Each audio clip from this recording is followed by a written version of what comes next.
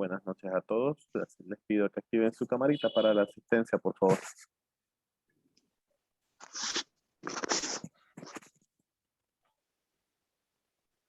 Y don Lucio, le voy a pedir, por favor, que su micrófono, ¿ya? A veces es un poco molesto estar interrumpiendo.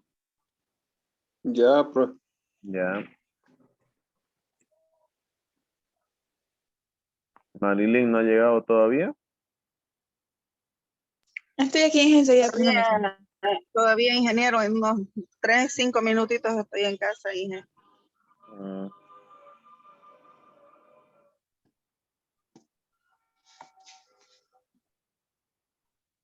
Los demás, por favor, para que iniciemos la clase. Kevin, Miguel, don Lucio, Elizabeth Barrio. Elizabeth ha resucitado, creo. Misael,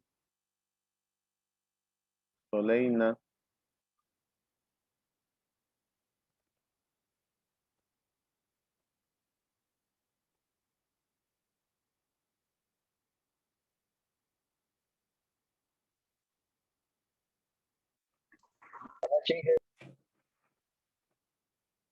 Miguel tampoco está en casa o todavía. Sí, tratando de leer una cosa, vengo de que tengo audífonos.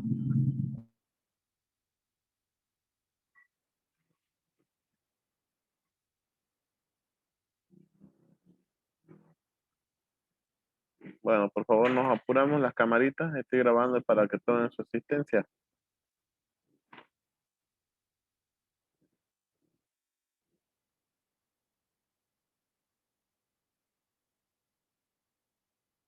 Ok. Entonces tomo asistencia a los que están con cámara. Los demás faltan. Ya les he dicho que siempre hay que tener un lugar de estudio adecuado para poder concentrarse, participar y obviamente comprender. Eso es parte de la disciplina, de técnicas de estudio. Por eso tal vez no me responden. Yo sé que están en casa y a veces es un poco molesto, ¿no? Estar ahí con los familiares, los hijos, todos. Así que sáquenlo unos momentos, háganse ayudar que alguien los tenga por ahí mientras que ustedes están concentrados. ¿Ya?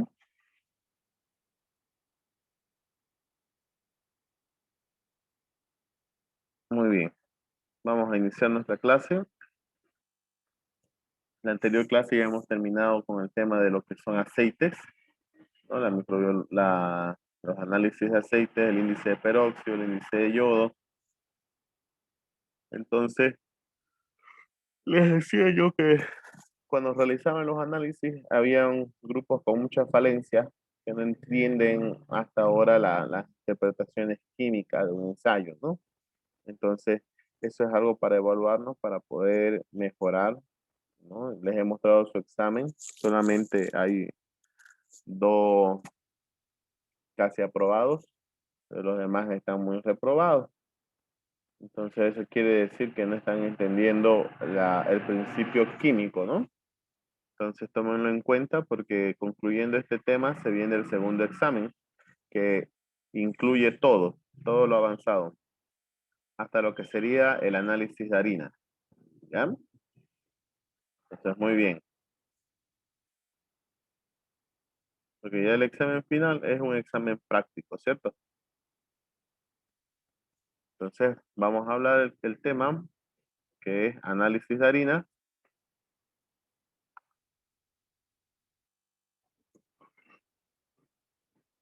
Perfecto.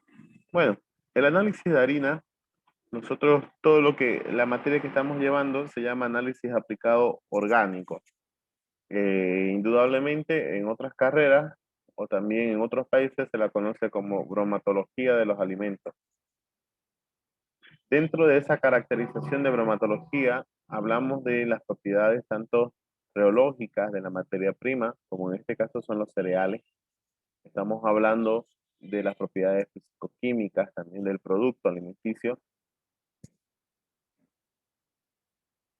pero también otro tipo de propiedades que caracteriza la calidad de las harinas. Las harinas se definen, ¿no? En realidad como el producto de una molienda fina a partir de cereales, en la que se destacan la composición de almidones, que se destaca en la composición de fibras, en la que se destaca la composición, obviamente, de partículas que son más pequeñas que van a caracterizar los tipos de harinas. El otro día yo renegaba un poco con las chicas de 400 y tenían ellas que comprar harina integral. Y estaban perdidísimas porque se basaban en la marca. Me decían, famosa es, de Nevada es. O sea, estaban en un plano completamente erróneo, ¿no? Parece que nunca en su casa habían hecho ni siquiera una empanada. Entonces, cuando nosotros caracterizamos una harina, no la caracterizamos por la marca. Por eso en la imagen ustedes ven varios colores. Podemos caracterizar una harina, uno, por el tipo de cereal, ¿ya? El origen, caracterización de acuerdo al tipo de cereal que proviene de la harina. Entonces, ¿qué harinas conocen ustedes? Vamos a mencionar algunas. Harina de maíz, harina de arroz, harina De de trigo. trigo, harina de avena, harina de cebada, la harina de soya, ¿no? ¿Qué más que otras harinas conocen ustedes?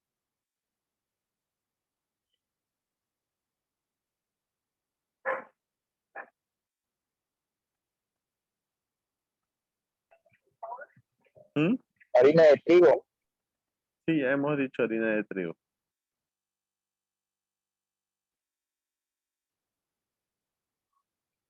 ¿Qué otras harinas? De almendra, ingeniero.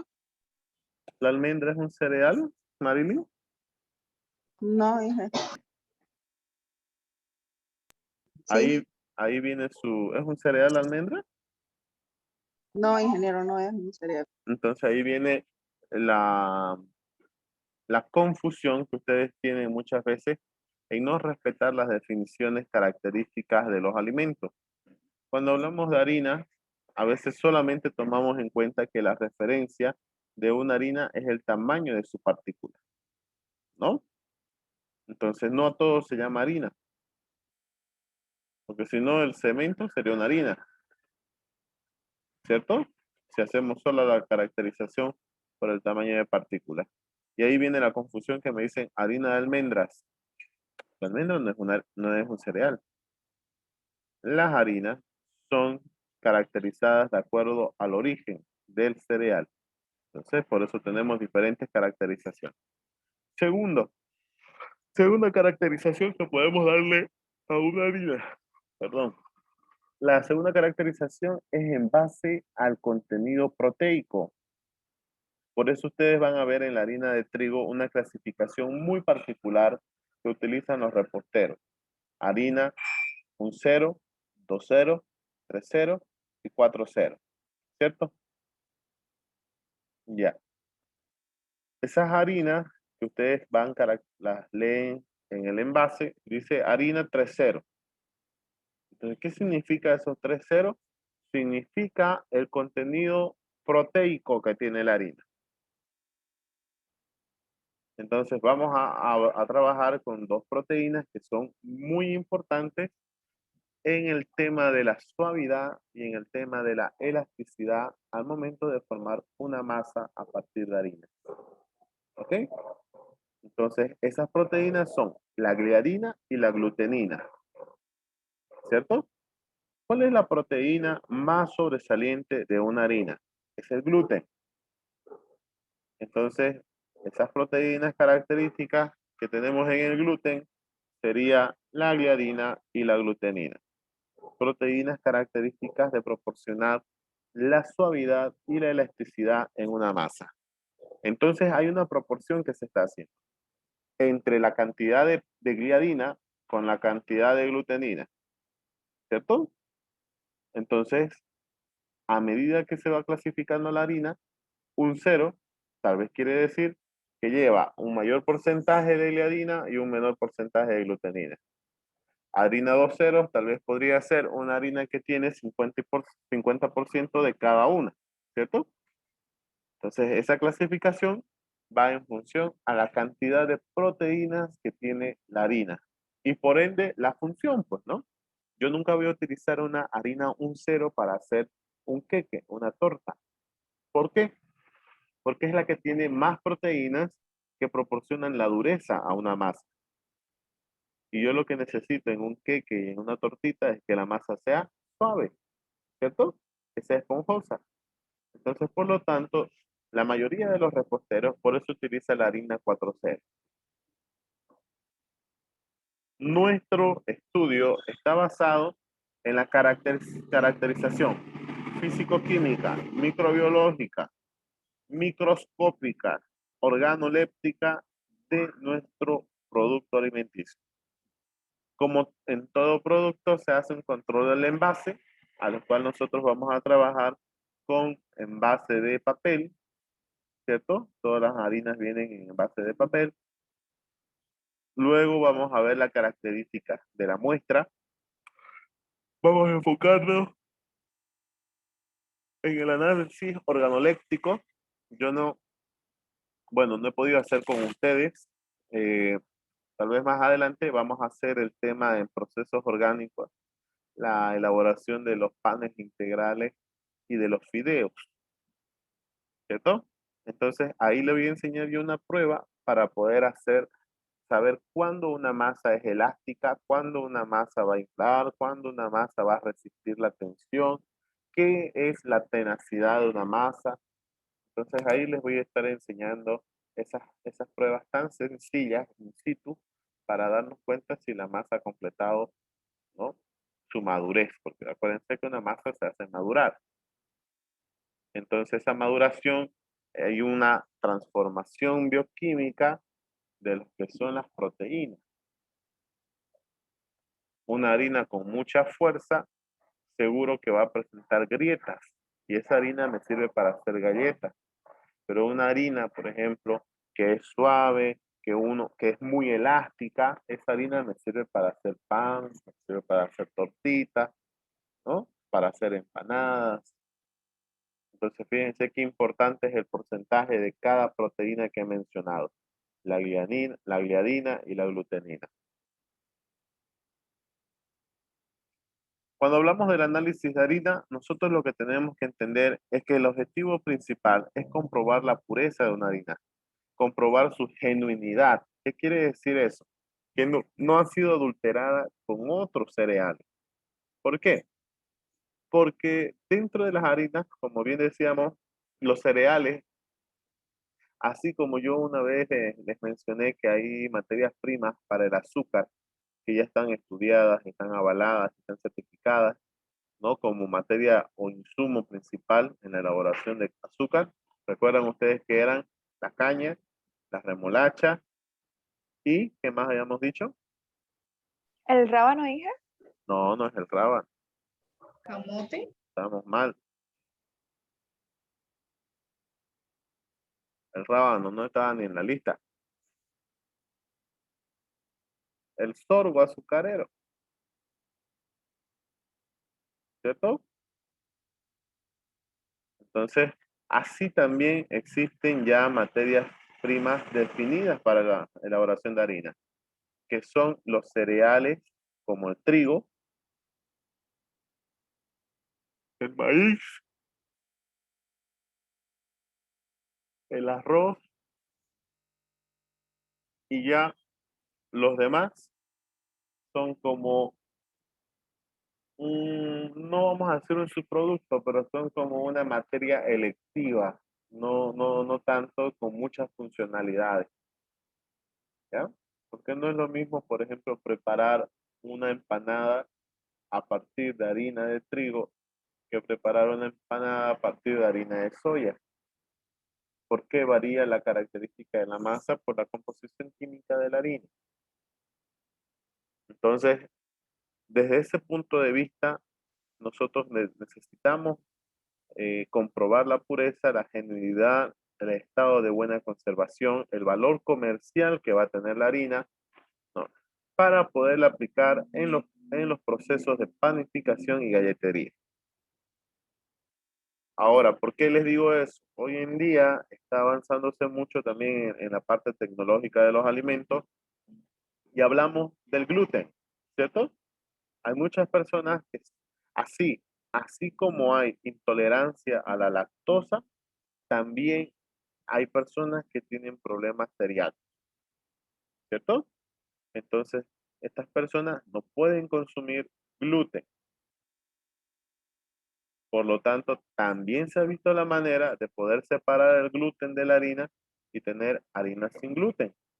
A diferencia de la leche, que cuando se hace leche deslactosada no es que se retire la lactosa, sino que se agregan enzimas.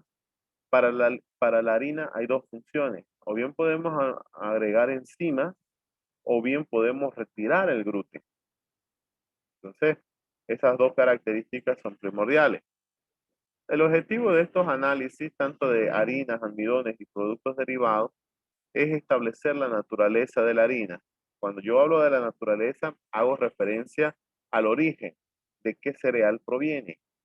2, establecer si se trata de una harina sana o corrompida.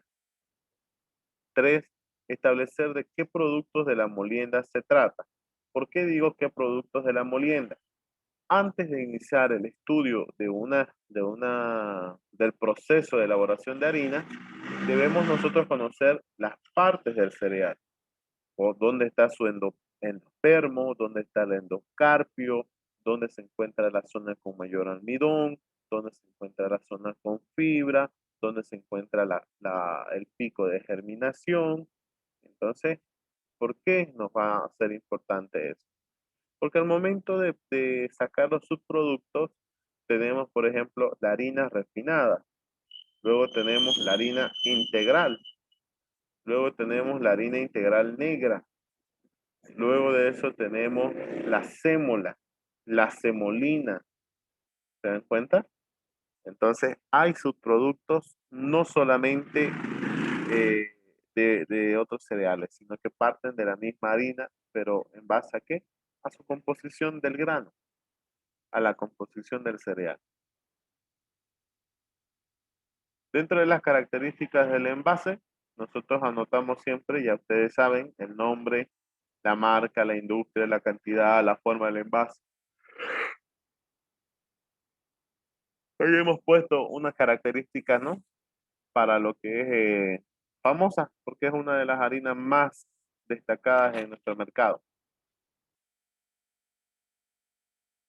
Entonces, eso es importante, saber cuáles son los datos característicos que vamos a empezar a registrar de nuestra muestra de análisis. Antes de iniciar los análisis organolépticos, hay que empezar por las características o aspectos claves de una harina. Según la normativa boliviana, tenemos que verificar por medio de nuestros sentidos si la harina es pulverulenta, si presenta gránulos, si tiene partículas extrañas, si hay la presencia de gorgojos, si hay presencia de insectos o de partes de insectos, y si existen cuerpos metálicos, ¿no? Entonces, hay que ir registrando. Es lo primero que se hace. Se toma una muestra de harina, se la pesa y se esparce como una lámina. Y ahí tenemos que observar esas características. ¿Por qué? ¿Por qué? Porque la harina es el producto de una trituración parcial de los granos de cereales y luego una molienda fina. Entonces, si hablamos de una molienda fina, hablamos de la uniformidad del tamaño de sus partículas. Por lo tanto, al momento de poder palmar o estar en tacto con una harina, nosotros vamos a sentir la suavidad, ¿cierto? Ustedes cuando agarran un poquito de harina, ¿qué es lo que sienten? ¿Qué es lo que perciben?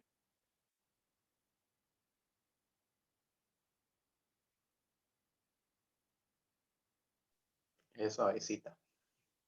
¿Cierto? Es suavecita, dice Leonardo. Es verdad. No encontramos ninguna acumulación granulométrica, es decir, partículas grandes. No encontramos zonas pulverulentas, es decir, pedazos de cereales. Partículas extrañas tampoco en una harina refinada, aunque en algunos casos sí podríamos encontrar en la harina integral negra.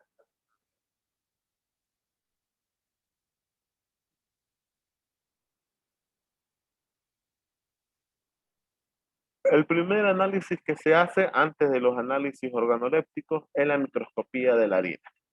¿Qué es la microscopía en realidad?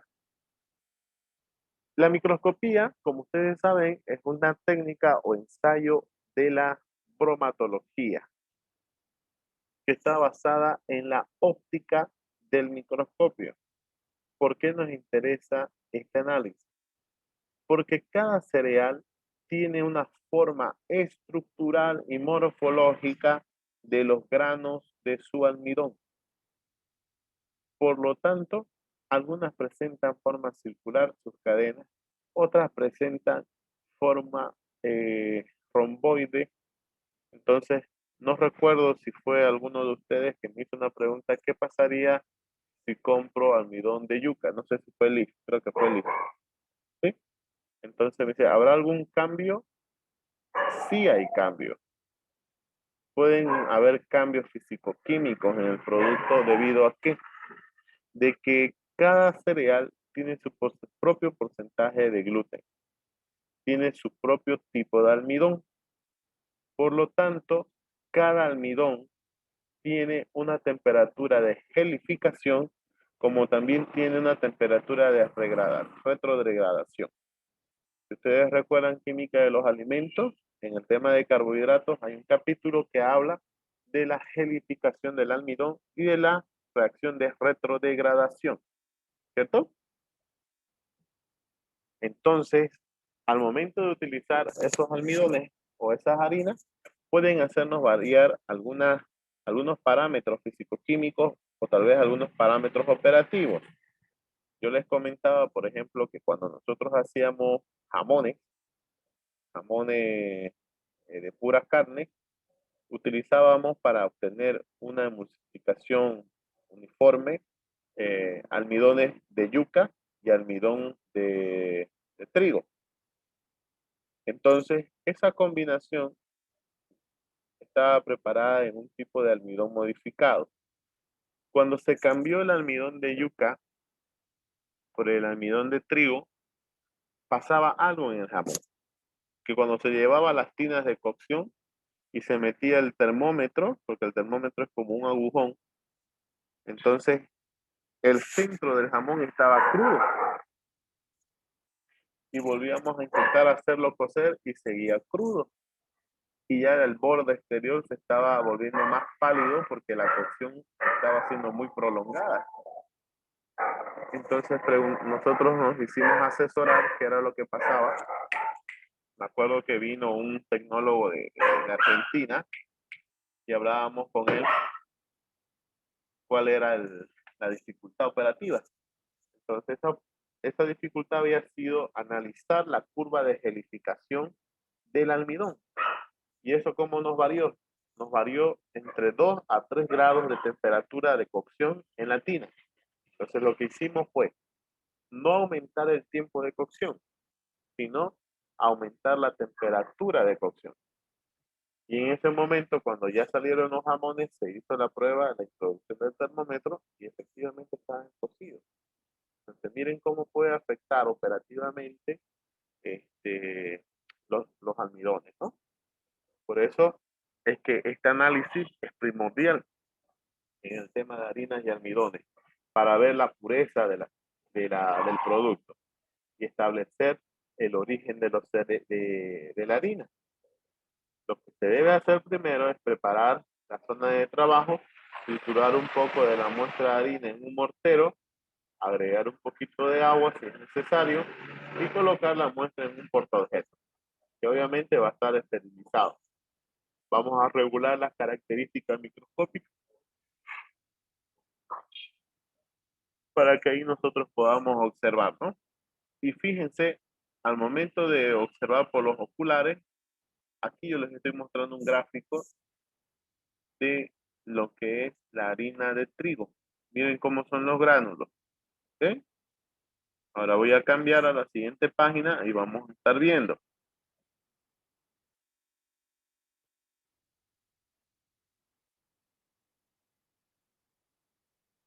Ahora, quiero que vean esta parte, dice la harina de trigo en general debe presentar al microscopio los elementos histológicos. O sea, ¿qué son los elementos histológicos? Los tejidos característicos del grano, con una morfología característica y una ausencia de impureza. Eso nos lo dice la normativa boliviana 680 para harinas y derivados. Entonces, ahora miren cómo cambia. Esos son los gránulos de almidón, los gránulos de harina. En este caso, voy a volver atrás. Vean este que es harina de trigo. Y ahora observamos este que es harina de centeno. Miren cómo es la conexión histológica. Voy a tratar de rayarlo en la pizarra. Miren, esta es la conexión de los enlaces. Y acá está el gránulo de almidón. Conexión de enlace. Y aquí están los gránulos de la harina o almidón. ¿Se dan cuenta?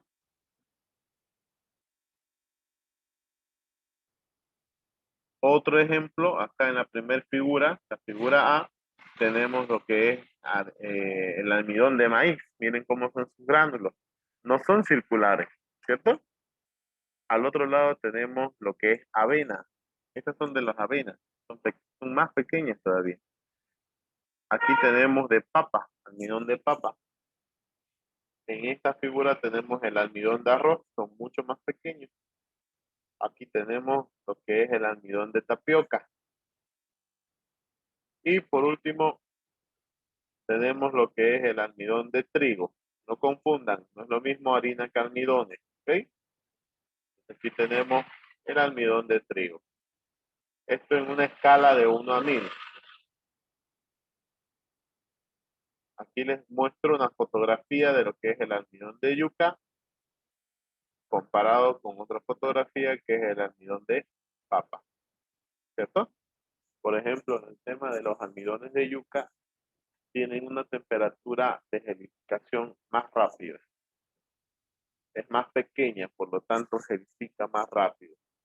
Mientras que en el almidón de papa no es tan pequeña la temperatura de gelificación. E incluso el proceso de retrogradación se manifiesta más en el almidón de yuca.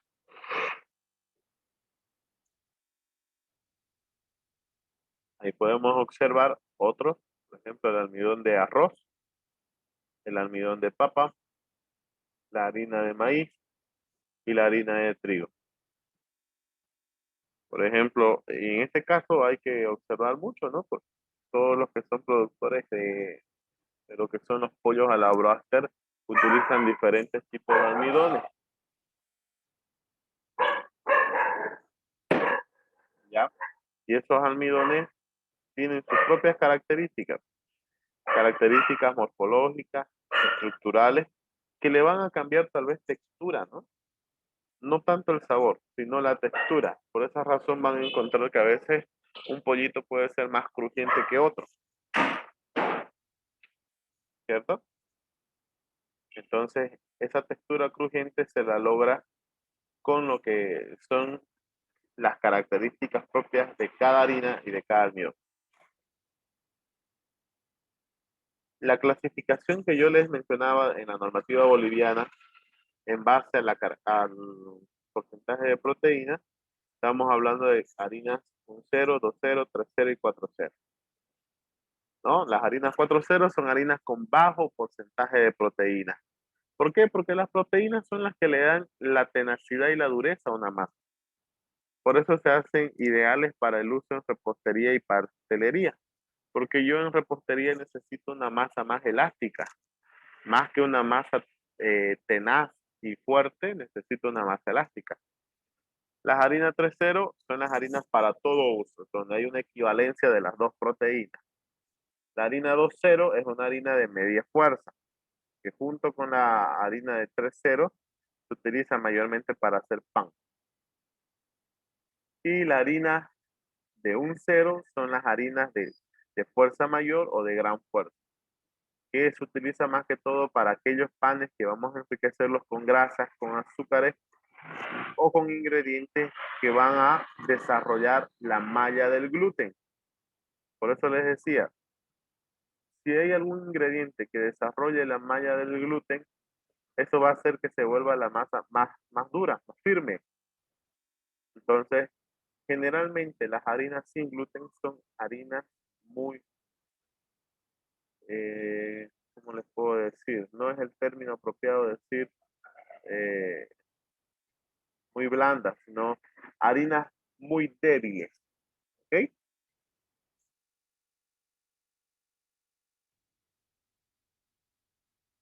Ahí tenemos, por ejemplo, lo que le decimos, ese es el término harina floja. Fíjense cómo se va formando. Y tenemos una harina fuerte. Entonces, cuando ustedes vayan a hacer el análisis, me gustaría que lleven una harina, un 0, y los otros lleven harina 4-0. ¿Cierto? Para que puedan ver las diferencias. Una harina fuerte de una harina floja.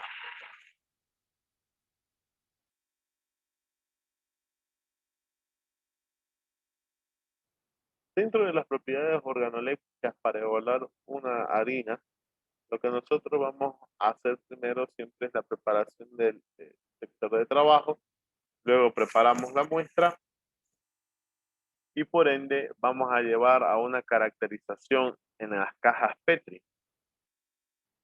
Esas características, al mismo tiempo que se va haciendo el análisis microscópico, también se registran las características sensoriales. Según la normativa de INNORCA 680, nos establece que la harina de trigo especialmente, ¿ok? Ya puede ir de un color blanco, blanco cremoso o blanco amarillento. Cuando hablamos del olor y del sabor, porque son dos características que se evalúan al mismo tiempo, ¿ya? Hablamos de que uno tiene que tener un olor y un sabor característico al grano de trigo molido. Tiene que estar libre de rancidez y de otros olores que sean desagradables, tales como los que producen los mohos. Las harinas son muy sensibles al tema de hongos. Recuerden que las micotoxinas desarrolladas por un hongo pueden quedar sujetas en una harina. Y por eso también es importante darnos cuenta si hay un cambio dentro del olor del producto, especialmente un olor a humedad o característico de los hongos. Cuando hablamos del aspecto, que obviamente esté exenta de toda sustancia o cuerpo extraño que no sea perteneciente a la harina, ¿no? Y cuando hablamos de la consistencia, hablamos de que al momento de entrar en tacto con la harina, tengamos nosotros la sensación de un polvo fluido en toda su masa. Un polvo que no tiene grumos de ninguna clase y que por ende nos podría brindar una compactación natural en el momento del envasado y el estibado.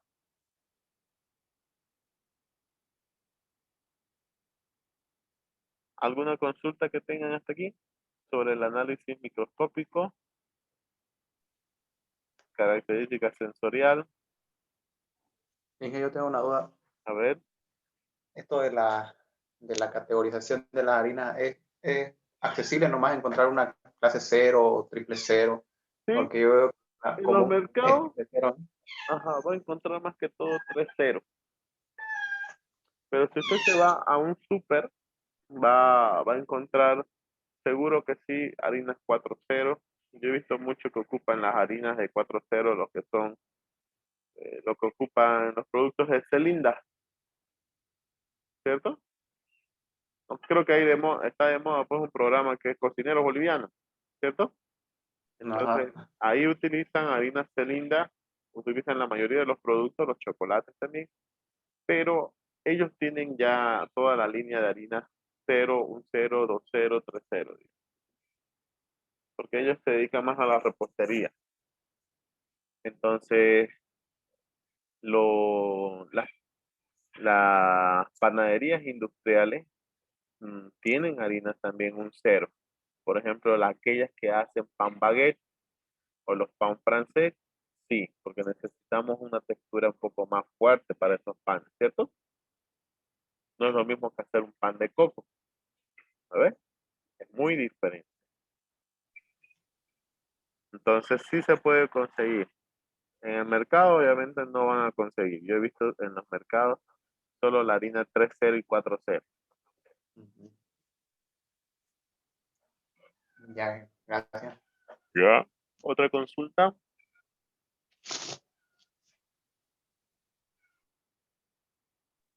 Ingeniero, disculpe, hasta aquí tengo unas dos consultitas.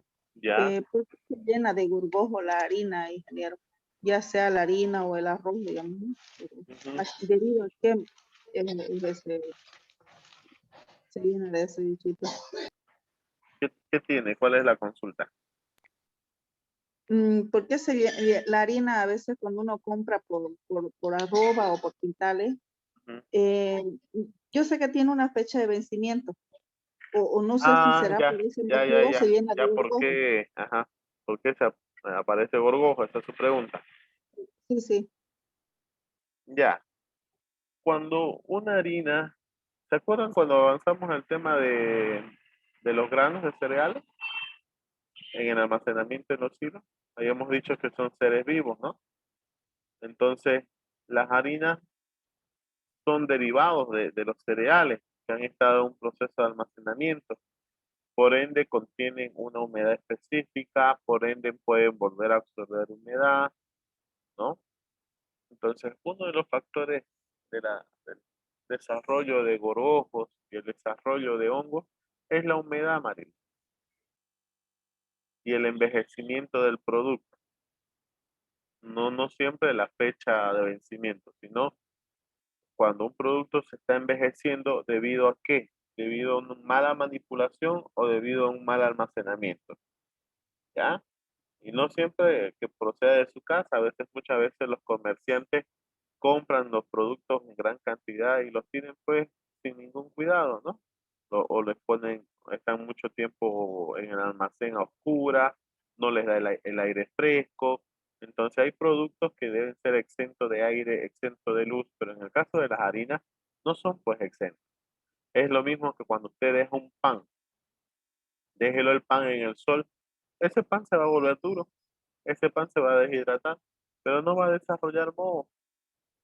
Sin embargo, si usted agarra la misma muestra del pan, ¿no? Supongamos que compró un peso y le dieron dos pancitos. Bueno, uno lo dejó en el sol, pero el otro agarra y le echa un poquito de agua encima. Aparte de eso, lo coloca en un envase, en un ambiente oscuro, bastante húmedo. Ese pan va a desarrollar los mohos. Entonces, la presencia de estos dos entes biológicos se debe a la humedad y a las malas condiciones de almacenamiento.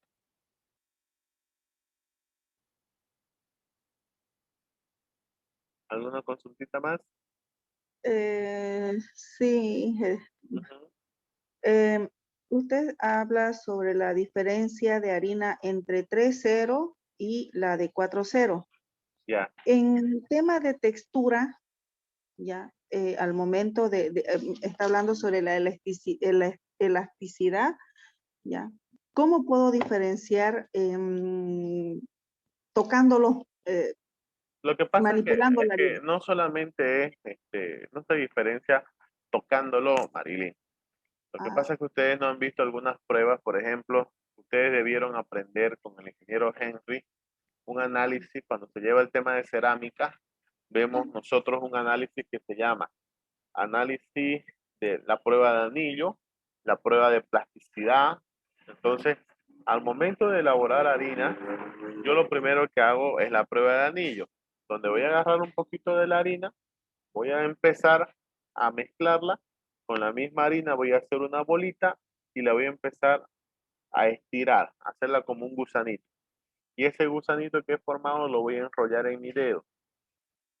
Esa es una prueba de elasticidad, porque si forma grietas, entonces estamos hablando de una harina que es bastante floja, no es fuerte, ya no es elástica.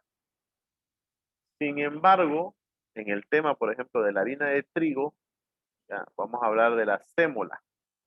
No, de maíz, harina de maíz, que es más fuerte, tiene más proteína. Entonces, cuando yo hago esa prueba de anillo, Marilyn, se me rompe, se me hacen grietas. Por eso cuando usted ve las rosquitas de maíz, ¿cómo son?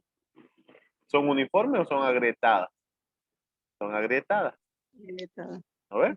Entonces, hay pruebas que se hacen para poder identificar si una harina es floja o es una harina fuerte. ¿Ok? Ahora, si usted quiere ser más precisa en esos aspectos, se tiene que determinar el porcentaje de proteínas por el método de Kegel. Y en el método de Kegel tenemos que saber qué porcentaje le pertenece a la glutenina y qué porcentaje le pertenece a la gliadina. ¿Listo? Hay otra prueba también que se hace, la prueba de resistencia, donde se prepara como una masa, se hace las bolitas como para hacer pan, pero vamos a utilizar un penetómetro. ¿Cuál es el objetivo? El mismo método para analizar mayonesa. Lo que queremos identificar es la fuerza o la tensión que existe para penetrar esa masa o para penetrar la viscosidad del producto. ¿Se dan cuenta?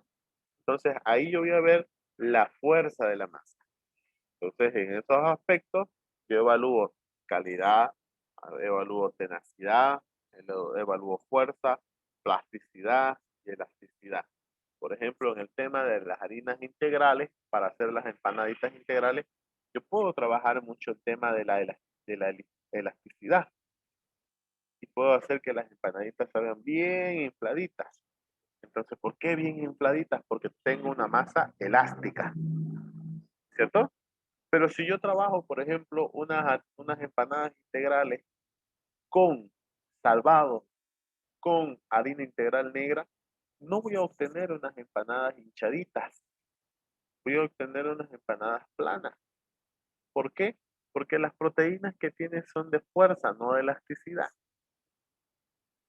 Y la cantidad de fibra ya no le favorece a ser más elástica. No sé si me hago entender.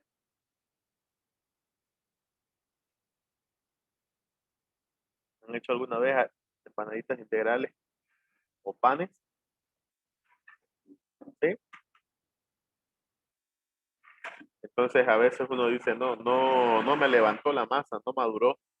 No se trata de la maduración, se trata de la dosificación de los ingredientes que puedan formar mallas fuertes con el gluten. Al formar esas mallas fuertes con el gluten, el dióxido de carbono que se produce por la fermentación va a hinchar la masa. Y en vez de que ese dióxido de carbono rompa la tenacidad de la masa, lo que va a hacer por su elasticidad es mantenerla. Y por eso la masa va a aumentar de tamaño, va a crecer. Y al momento de entrar al horno, vamos a obtener una textura suave. Otra consultita. Este es como un dato curioso porque hay mitos igual, no sé, he escuchado uno que a la gente no le levanta la masa por tal, como hay muchos motivos, dicen, pero eso como, yo pienso que son mitos que quizás hace verdad porque mucha gente dice eso, por ejemplo. No, esas son burreras ya. Cuando dicen no levantó la masa porque tiene la mirada fuerte. No, son Ajá, eso he escuchado. se Yo basa, tenía la duda de decir, se basa en la dosificación de los ingredientes. Porque, por ejemplo, cuando usted agrega el azúcar, Leonardo, a la masa, es el azúcar el que va a reaccionar con el gluten y formar las mallas. Pero si usted no le agrega la cantidad correcta, la fuerza de esas mallas va a ser muy débil y en la cocción se van a romper. Y en vez de que tu masa infle, el pancito infle de tamaño, pues no, pues, va a estar todo apachurrado, ¿no? Todo aplanado. Pero eso es por una dosificación que no ha sido precisa, pues, ¿no? sí, está bien. La temperatura también influye, ¿no, ingeniero? Cuando Y nos hinchan. incide. ¿Por qué? Porque no nos olvidemos que la harina tiene almidones, tiene un porcentaje de almidón.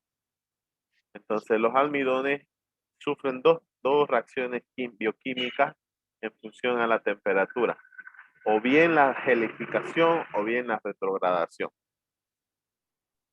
Entonces la temperatura de cocción del horno también influye. Si ustedes van a colocar, por ejemplo, van a ponerse a calentar el horno y dejan que se caliente demasiado, digamos, ¿no? Y luego introducen el pan, tal vez en la temperatura está tan elevada que rompe la fuerza de las mallas y ese pan pues no va a hinchar nunca, ¿no?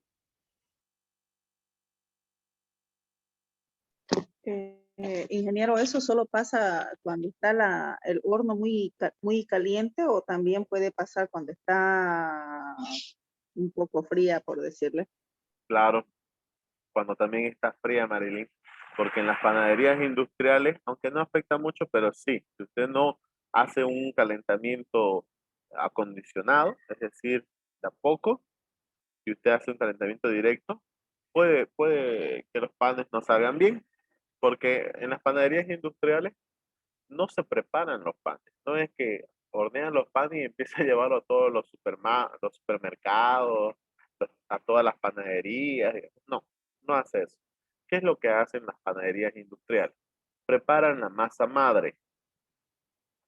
Esa masa madre se prepara, se amasa, se moldea y se congela. Entonces, una vez fría esas masas madres, van y se dejan en las panaderías. Entonces llegan las masas crudas y recién ahí se hornean. ¿Se da cuenta? Pero si no hay un acondicionamiento térmico de los hornos, voy a producir lo que generalmente nosotros conocemos como un arrebato de la masa. Muy bien. Una de las pruebas, vamos a continuar, que se hacen comúnmente es la acidez. ¿Por qué creen que le tenemos que hacer la determinación de pH y acidez a una harina? Porque miren, yo les voy a mostrar. Aquí, por ejemplo, estamos hablando de la determinación de pH. Ya conocemos el principio, ya sabemos en qué se basa. Ahora mi pregunta es, a ver ustedes como químicos, ¿qué objetivo tendrá en analizar el pH en una harina? Saber si una harina solamente es de un cereal o no es mezclado. ¿Por qué? ¿En base a qué criterio usted dice eso? Porque cuando hablamos de los cereales, hablamos igual de eso del pH. Y los cereales tenían establecido su pH. Y también creo que me daría un indicio para ver si hay microorganismos ahí. ¿Mm? ¿Quién más? A ver, ¿quién opina otra cosa? ¿Podría ser ingeniero por la degradación de las proteínas o los azúcares? Cuando se degrada un azúcar se vuelve ácido.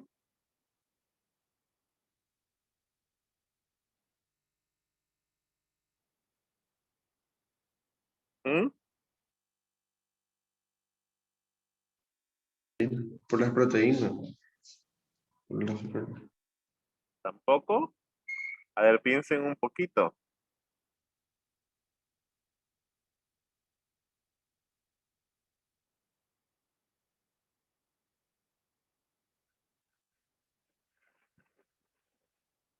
¿Ah? ¿Nadie? Les regalo 20 puntos. ¿Nadie? Miren que el frío me hace ser bondadoso. Lo eximo del examen, a ver, que me dé la respuesta correcta. Me arriesgo a decir, ingeniero, que quizá la presencia de hongos, o sea, alteraría el pH de la harina. Ujú. A ver, otro. A ver, los que han revivido. Elizabeth, Kevin, Soleina, Francisco, mudos están. Parece que no están en clase. Tienen la oportunidad de eximirse de este examen con 40 sobre 40.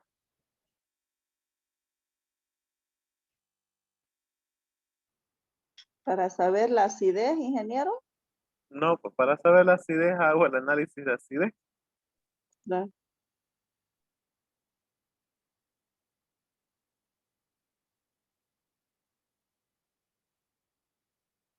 ¿Nadie?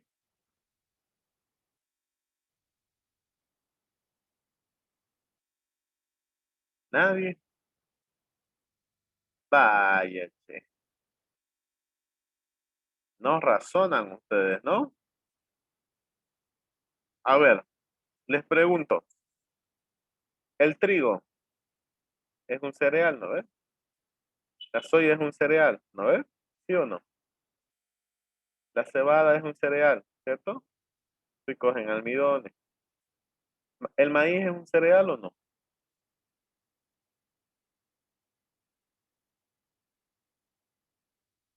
¿Es o no?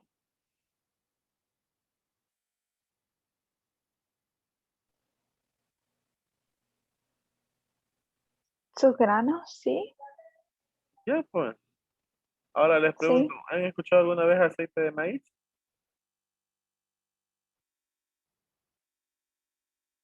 Yo no, comercialmente no.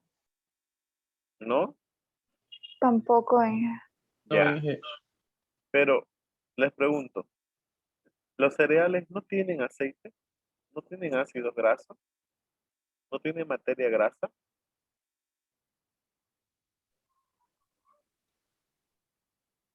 Tiene. Tienen, ¿cierto? Tienen materia grasa. Obviamente algunos en grandes porcentajes que los vuelve semillas oleaginosas. Sin embargo, otros que tienen muy bajo porcentaje que no los vuelve semillas oleaginosas, pero siguen siendo cereales. Entonces, si tienen grasa, materia En un grasa, aunque determinado sea en tiempo. pequeña cantidad, ¿será que esas grasas no se oxidan? Sí, Y si hay un proceso de oxidación, ¿será que no va a haber una modificación del pH? Sí. Sí, Por esa razón, por esa razón. Porque nos va a dar una pauta para determinar el indicio de un enranciamiento de la harina. Y cuando el pH, por ejemplo, en el caso del trigo que está de 6 a 6.8, me sale muy variado, me da muy ácido, carácter ácido quiere decir que ya puede existir un enranciamiento de la harina y por ende tengo que preparar la muestra para hacer una determinación de la acidez, ¿cierto? Entonces, son cosas muy diferentes el pH y la acidez. Sin embargo, el pH me va a dar la pauta para poder analizar o ver entre un diagnóstico el inicio del enfanciamiento. Y si hay enfanciamiento es porque hay una oxidación de la materia grasa y por ende hay un aumento de la acidez y un cambio en el pH. ¿Ven?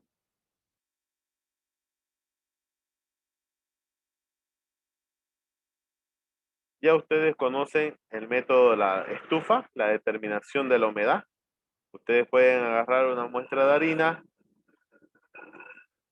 utilizan el método de determinación indirecta, ya sea por evaporación de la muestra, pueden también utilizar la medición de la conductividad o si no, la refractancia infrarroja. Toman la muestra de la harina, generalmente el que se ocupa es el método de la estufa, y llevan a secar. Que ya nosotros hemos hecho esta determinación directamente en los granos. ¿Se acuerdan que han llevado sus granitos, no ven? Entonces es el mismo principio, ¿ok? Solamente que la normativa boliviana 074 nos establece que para las harinas hay un máximo del 15% de humedad y para harina integral también un máximo del 15%. ¿Cómo se llevaron a cabo estos parámetros? Para su determinación se utilizó primero el método de muestreo que establece la norma boliviana 32.000 y luego para el desarrollo del ensayo, que es el método de la estufa, que está certificado con la norma boliviana 074. Y los parámetros son considerados como los requisitos o prerequisitos establecidos en la norma boliviana 680. ¿Ya? Entonces, un método instrumental utilizado en la determinación de humedad, hayamos hablado de las balanzas, ¿no? Higrométrica y también en los analizadores de humedad infrarrojo. En la determinación de cenizas, después de haber secado esa muestra, tomo la misma muestra y la llevo a la mufla. El método es justamente la carbonización de los minerales, llevamos a la estufa y por diferencia de peso también determinamos, ¿no?, el porcentaje de cenizas, que según la normativa boliviana 075, cuando hablamos de harina de trigo, me establece un 0,90% de ceniza. Ahora yo lo que les quiero preguntar, por ejemplo, es ¿qué importancia tiene el análisis de ceniza y qué objetivo?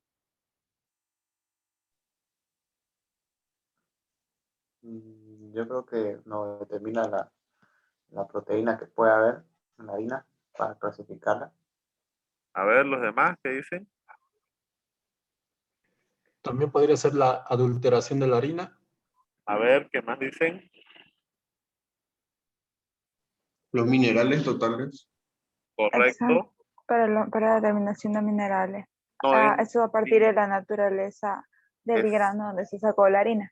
exacto. No es ni para la proteína ni lo que dijo Diego. ¿Ya? El objetivo de este análisis es la determinación de los minerales o se llaman micronutrientes que posee la harina, ¿cierto? Ahora, pero ¿cuál es la importancia? Me han dicho el objetivo, no la importancia.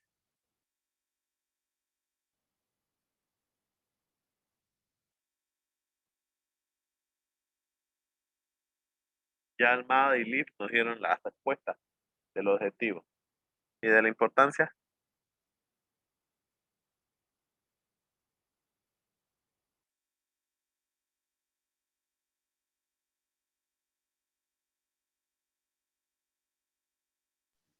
Yo creo cuando una harina tiene hongo, por ejemplo, esto, o lo que hacen la formación de las micotoxinas porque se aumentan bueno, de esos minerales, pongo, Mm, por ejemplo, de la proteína hablaría yo, pero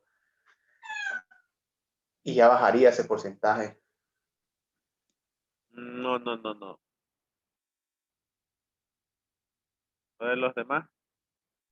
Ingeniero, yo creo que si la harina tiene deficiencia de minerales, entonces tendríamos que incorporar minerales a la harina para que sea apto para el consumo humano. Por ejemplo, como el caso de la fortificación de la harina que se lleva a cabo. Ya, muy bien, esa es la idea. Aún así un poquito incompleto, ¿ok? Un poquito, un 8/10. No está mal, pero tiene la idea clara. Diego nos dice que es importante determinar la cantidad de micronutrientes que tiene la harina. ¿Por qué? Porque esos minerales que son un poco difíciles de absorber en nuestro organismo son minerales que no lo produce nuestro cuerpo, pero que sí los requiere. Por lo tanto, los alimentos que consumimos tienen que beneficiarnos en minerales inorgánicos que no son fáciles de asimilar, como es el caso del zinc, como es el caso del calcio. Entonces, estos micronutrientes inorgánicos tienen que ser fortificados en el producto. Si estamos hablando de una, de un cereal que tiene muy bajo porcentaje de ceniza, según su procedencia, estamos hablando de un cereal que no ha sido debidamente cuidado en el tiempo de lo que ha sido la siembra, ha sido el desarrollo del cultivo, donde ha sido la cosecha del producto, ¿cierto? Quiere decir que ha tenido insuficiencia de nutrientes, ya sea en el terreno o en las condiciones climáticas que no favorecieron a desarrollar estos micronutrientes. ¿Ya? La respuesta que nos dio Diego es la más acertada, que son, pero a eso le vamos a aumentar. Uno, para saber si es necesario fortificar la harina, y dos, porque son micronutrientes que nuestro cuerpo no puede formar, pero que necesita para su desarrollo metabólico. Entonces, es nuestra responsabilidad fortificar la harina para poder satisfacer los requerimientos nutricionales del producto. A ver, Esa es la idea. ¿Ok? Ahí tenemos la fórmula, la determinación de ceniza. Es también lo mismo por diferencia de pesos, ¿no?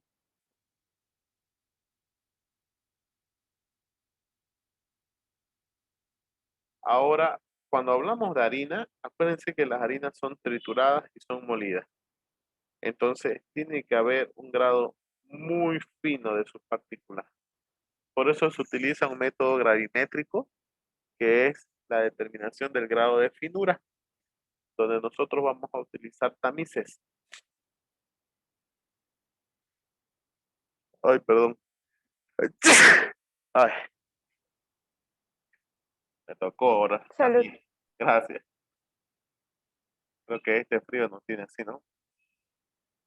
Bueno, entonces hay un cambio de grado de finura si nosotros no realizamos un control en los rodillos. ¿Se acuerdan en las cañas? Nosotros mencionábamos que debe haber una separación, debe haber un tipo de ranura, tiene que haber una distancia entre ranura y ranura del molino, la cantidad de agua que se ocupa. De la misma forma, aquí se utilizan molinos, obviamente no molinos de rodillos, se utilizan casi también molinos que son de trituradores, como de boca de cocodrilo más o menos, o si no también los molinos de bola, donde es un tanque que va girando, un tanque cilíndrico, y adentro hay unas bolas como de porcelana, pero que son muy pesadas, que debe ser más o menos al tamaño de su mano. Y a medida que va girando ese tanque cilíndrico, ahí van cayendo las bolitas, y porque son pesadas, obviamente van golpeando los granos y los van pulverizando hasta obtener unas finuras bastante uniformes, ¿no? Luego se realiza el tamizado. ¿Por qué el tamizado? Porque el tamizado nos va a ayudar a separar los subproductos. Por ejemplo, en el trigo vamos a separar los que son la harina integral, la harina granulada, vamos a separar las sémolas, en el caso de maíces también, sémola, semolín, vamos a separar eh, la harina de maíz eh, fina, la harina de maíz grabal, se dice cuando son más grandes las partículas. Entonces, utilizamos la técnica del tamiz, ¿ya? O tamizado por vaivén. Tomamos una muestra, pesamos cada tamiz vacío para saber qué masa queda, qué cantidad de materia queda en cada uno de los tamices y ir determinando el porcentaje de productos que tiene. Esto lo hacemos mediante la norma, no es una norma boliviana, ¿ok? Es una norma extranjera, pero que la mayoría de los productores de harina utilizan. Esa es la fórmula genérica. Es un modelo matemático por sumatoria. Y ahí obtenemos los diferentes tipos de agregados finos para la harina. Ese es solamente para tener un grado de la suavidad de la harina. ¿Ok? No tiene mucha ciencia que digamos para estar observándolo a detalle. En el método Kekdal, este sí, el método Kekdal es un método utilizado para la determinación de nitrógeno, ¿ok? Y en base a la cantidad de nitrógeno que hay, ya sea en algunos productos químicos, como también en los alimentos. Por ejemplo, la urea no es un alimento, pero tiene un porcentaje de nitrógeno.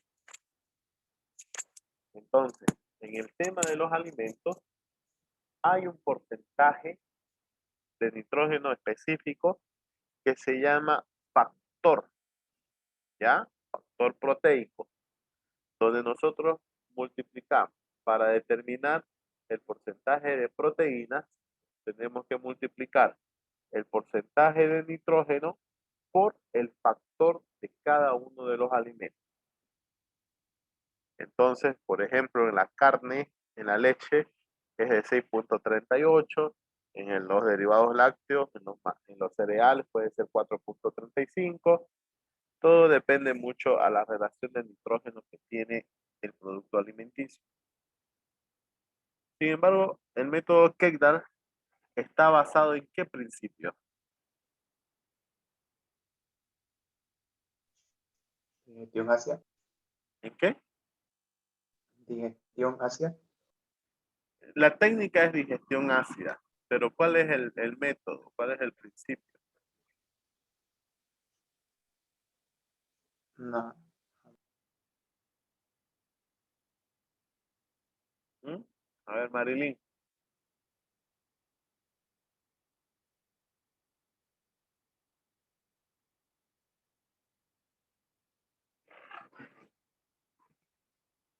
¿Mm?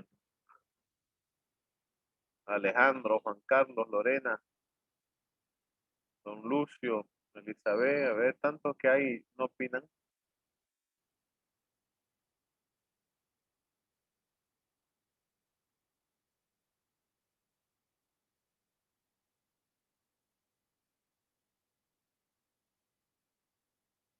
Creo que en vacaciones voy a abrir mi instituto de clases particulares de análisis cuantitativo y cualitativo. Le falta mucho a varios, no solamente a ustedes, ¿no? Veo a los chicos del Tecno que les está fallando esa parte, no sé qué está pasando. Entonces, esto es sencillo, fíjense, perdón, Leonardo. Neutralización podría ser. ¿Mm? Una neutralización. Claro, pero ese es el principio, pues, ¿no? El método es la digestión ácida por titulación. El principio es la neutralización ácido-base. ¿No ves?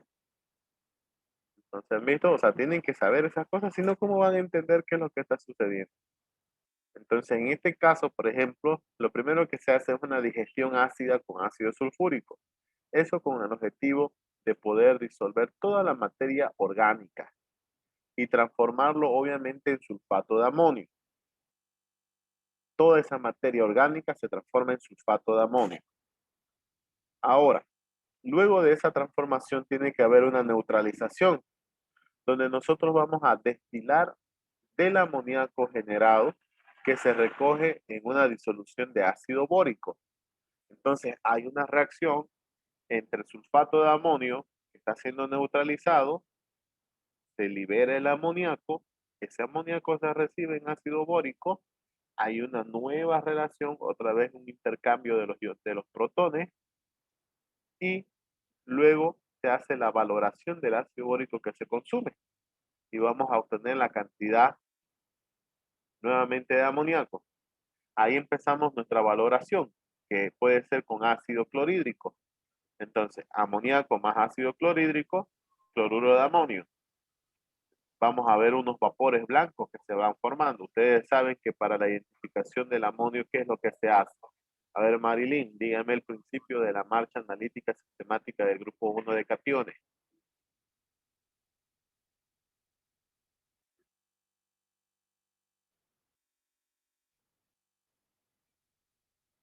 A ver, Alejandro, usted que viene en la mañana, díganos cuál es el inicio de la marcha analítica del grupo 1 de cationes.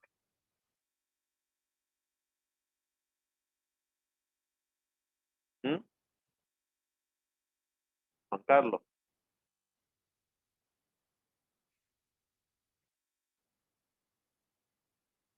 Y han aprendido marcha ustedes, ¿no? Y de memoria seguro se lo han aprendido. Es que no razonan. Por ejemplo, ¿cuáles son los cationes que están en el grupo 1? Son, a ver, plomo más 2, mercurio más 1, ¿qué más? Plata. Plata más 1 Amonio. y amonio. ¿Cuál es el primero que se separa? El amonio. ¿Qué es lo que se hace? Se calienta la muestra. Muy bien, ¿y cómo sé, ingeniero, que está el amonio? Porque usted lo que tiene que aplicar es el reactivo general, el ácido clorhídrico. Entonces, tomo mi muestra, Caliento la muestra y acerco al tubo de ensayo una varilla humedecida con ácido clorhídrico. Si se forman vapores blancos, es porque hay una reacción entre el ácido clorhídrico y el amonio. Esos vapores blancos son cloruro de amonio. Entonces les está faltando, jóvenes. Tienen que aplicar lo que aprenden. Son muy memoriones ustedes. Tienen que entender, no hay que memorizar. ¿Cierto? Entonces ahí está el detalle. Por eso es que no responden las preguntas. No es que la materia sea difícil, sino que ustedes no razonan más allá de lo que se les enseñó de memoria. Yo les aseguro que cuando estaban aprendiendo iban cantando las marchas. Pero ahora hay que entenderlas, ¿no? Hay que saber cómo la puedo utilizar. Entonces, en el método Kegel se utiliza eso.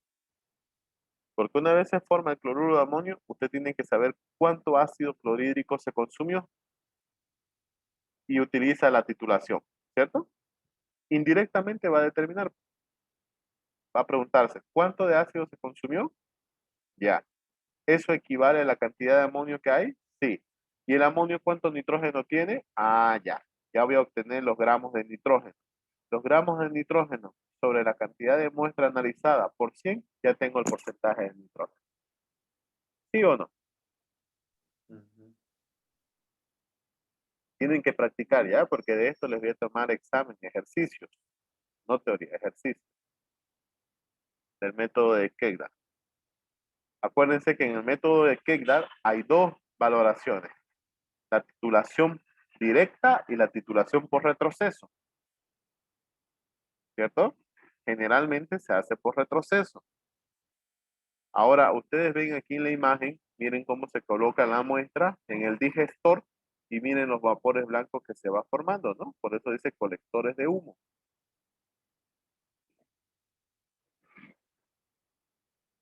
Luego de eso, voy a sacar los colectores de humo, voy a empezar a agregar el ácido bórico, empiezo la neutralización y ahí empezamos a titular. Cuando hablamos de neutralización, pues hay una gasificación de hidróxido de sodio, ¿no? Y procedemos a la valoración con ácido clorhídrico. Muchas veces, a veces utilizan la fenolftaleína. Yo no las recomiendo mucho, porque a veces puede ser como en estos dos casos, miren. Esto es un retroviraje, parece un color melón, clarito, ¿cierto? Y al otro lado es el color fucsia. Entonces, para evitar eso, yo generalmente utilizo el verde de bromocresol. Porque hay aquí casi no se nota la diferencia, pero con el verde de bromocresol sí. Entonces puede estar sujeto a cambio el indicador. ¿Ya? Bueno, una vez determinado el porcentaje de nitrógeno, ya nosotros para determinar la cantidad de proteínas de la muestra hay que multiplicar el porcentaje de nitrógeno por el factor. Por ejemplo, para huevos o carnes el factor es de 6.25. Para productos lácteos 6.38. Cuando hablamos de trigo, harinas o panes, a partir de trigo, 5.70. Cuando hablamos de otros cereales o semillas, 6.25. Cuando hablamos de almendra, 5.18. Cuando estamos hablando de lo que es la palta y algunos tipos de nueces, perdón, el maní y algunos tipos de nueces, estamos hablando de 5.46. ¿Cierto? O sea que en otras palabras yo lo puedo poner en el examen. Determina el porcentaje de proteína de leche en polvo. No van a buscar leche en polvo, ¿no? Directamente se van a ir a productos lácteos y sacan que el factor es 6.38, ¿cierto? Yo les puedo decir, determine el porcentaje de proteínas de una mayonesa. Yo te voy a decir cómo una mayonesa. La mayonesa se hace con huevos. Entonces va a utilizar, ¿qué va a utilizar? El factor de 6.25, ¿cierto? Y si les digo, por ejemplo, se tiene por estudio una tortilla, ¿no? Usted fue a Cotoca, se trajo una muestra de arepa, y esa arepita quiere usted determinar cuánto de proteínas tiene, entonces, ¿qué factor van a utilizar? 570 sería. Claro, ¿ves? Es el único que come arepa, ¿no? Entonces, no esperen que yo les dé, que les diga, ingeniero, el factor del trigo. No, pues no. Por eso son de sus subproductos o directamente del cereal. En el tema de harina, según la normativa boliviana 0,76, nos da un porcentaje mínimo de 8%. Y en harina integral también del 8%. Yo les hago una pregunta. ¿Por qué aquí me pone el porcentaje mínimo y no me pone el porcentaje máximo?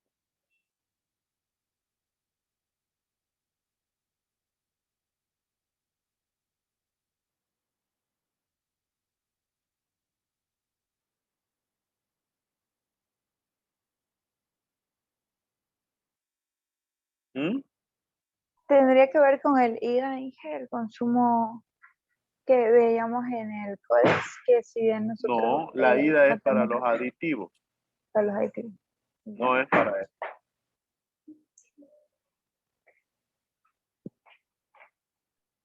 ¿Por qué creen que me ponen el porcentaje mínimo? ¿Será porque usted nos dijo que las harinas se caracterizan por la proteína? ¿Eh? O sea, está bien que Correcto, puedan tener más, pero correcto, no menos. exacto. O sea, hay una categorización de acuerdo al porcentaje de proteínas, entonces no se puede poner un máximo, ¿cierto? Entonces es lo que dice Leonardo. Sí se puede establecer un mínimo de proteína que sea como un requerimiento básico que hace el cuerpo humano, pero no pongo un porcentaje máximo. ¿Por qué? Porque hay una categorización de harinas de acuerdo al porcentaje de proteína. Entonces es variante, ¿cierto? Es variante. Por eso no hay un porcentaje máximo aquí. Y ahí está la fórmula que les digo. Esta es una fórmula establecida por la norma, donde multiplica 1.4 por el volumen de ácido clorhídrico gastado en la valoración. Y este volumen 0 es el ácido clorhídrico que se gasta en la valoración del blanco. N significa la normalidad del ácido clorhídrico. Y P, los gramos de muestra. ¿Ok? Así saca el porcentaje de nitrógeno. Sin embargo, a mí casi no me interesa la fórmula. Lo que me interesa es la estequiometría. Que usted sepa las reacciones químicas. Entonces, a mí es más válido cuando hacen este ejercicio por estequiometría. Ahora, el porcentaje de proteína, eso sí es una fórmula genérica, donde el 6,25 es el factor para harinas, factor por el porcentaje de nitrógeno que hemos encontrado en el desarrollo del método de Keck. Ahora, no sé si tienen alguna pregunta.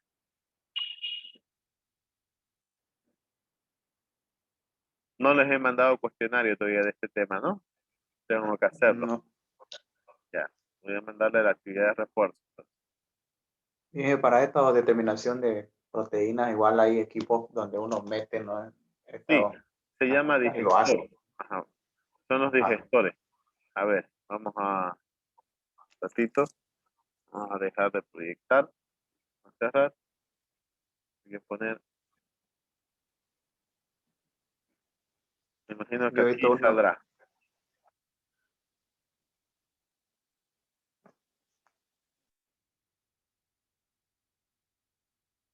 Este es mejor. Acá está. Terminación del método Kegler.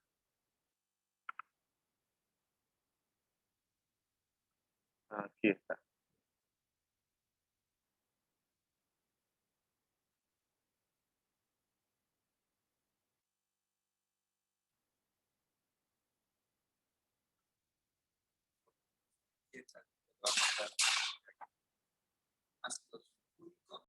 El catalizador, que podemos prepararlo teniendo los dos ingredientes que le van a aparecer en la descripción, o si no, las pastillas que ya vienen también listas.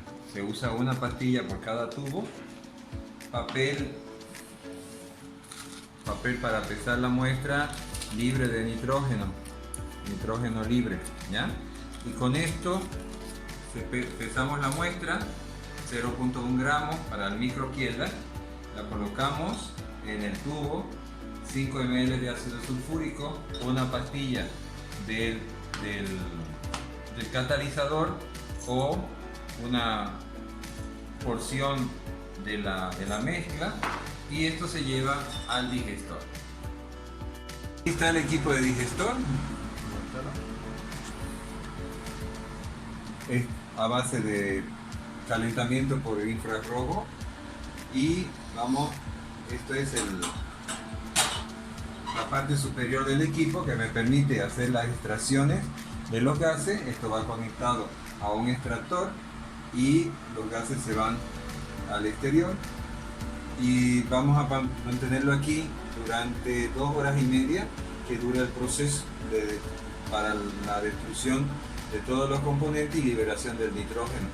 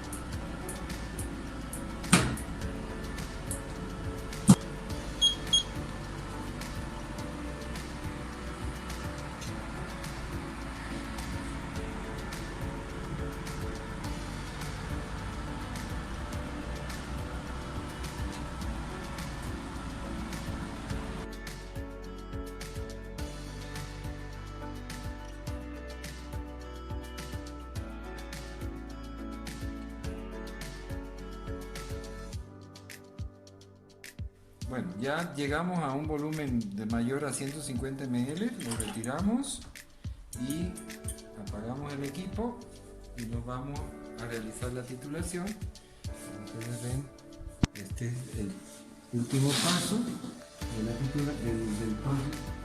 del procedimiento, el cual titulamos hasta cambiar el color azul a un rosado pálido. Vamos a ir adicionando hasta lograr que cambie de color el indicador que hemos colocado.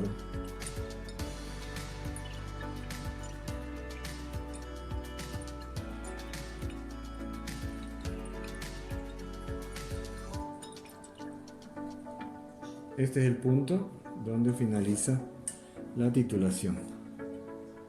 Y anotamos el volumen gastado.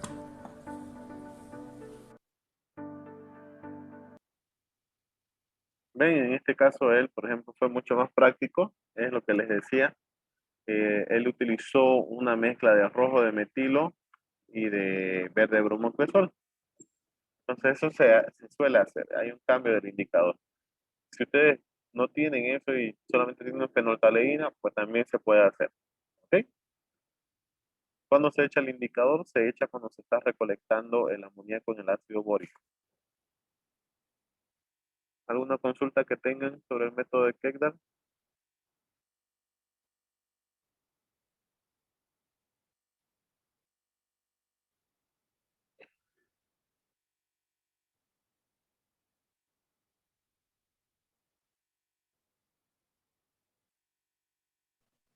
Creo que por ahora ninguna, hija. Ya.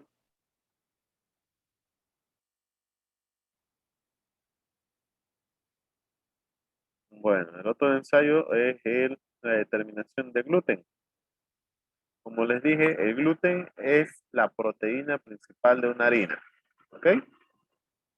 Dentro del gluten nosotros tenemos la conformación de dos proteínas que serían la glutenina y la gliadina. Ahí tenemos, estas son las cadenas de gliadina y estas son las cadenas de glutenina. La conformación de ambas cadenas proteicas nos forma lo que conocemos como gluten. ¿Cómo se determina el gluten? De una manera sencilla y fácil. Ustedes van a agarrar un poco de harina, van a agregarle un poco de agua y van a empezar a realizar como un amasado ligero y un reposo. Luego colocan la masa en un tamiz y empezamos a lavar. ¿Ya? Pueden utilizar también un tipo de paño, más o menos como un pañuelo. Y vamos lavando con un chorro de agua. Luego de eso, vamos a empezar a fraccionar el líquido y vamos a empezar a presionar también la mezcla de harina que hemos obtenido. A medida que ustedes van realizando el lavado de la harina, va a ir quedando una masa de color, no es color blanco, ¿ya? Muchas veces puede ser de un color medio cafecito o un color entre el color crema y el café, ¿ok? Ese colorcito cremoso, de color cremoso que vemos, es el gluten. El gluten es soluble en agua, por eso es que va saliendo.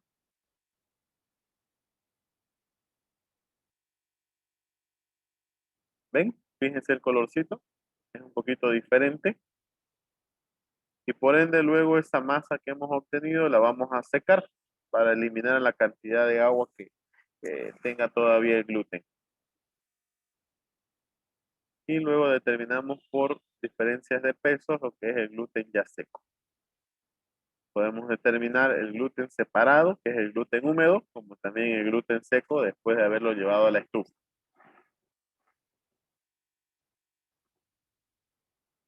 Entonces vamos a ver, aquí creo que hay determinación de gluten en harina.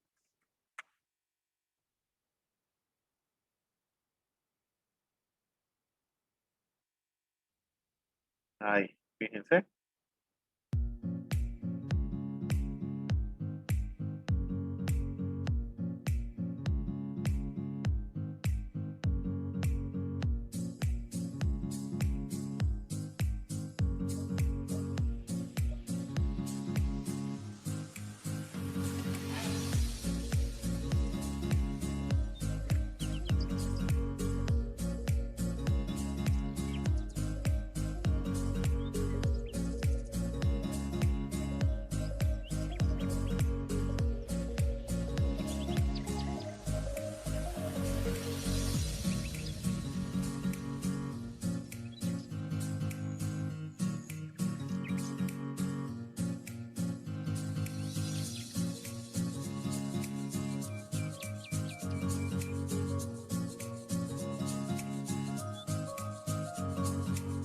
Agregamos la solución de cloruro de sodio.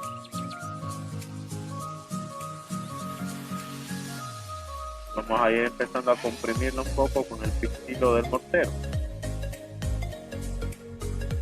Ahora lo que debemos hacer es no perder la cantidad de masa, ¿ya? Y hay que tener mucho cuidado de derramar su muestra. No varía ya los resultados.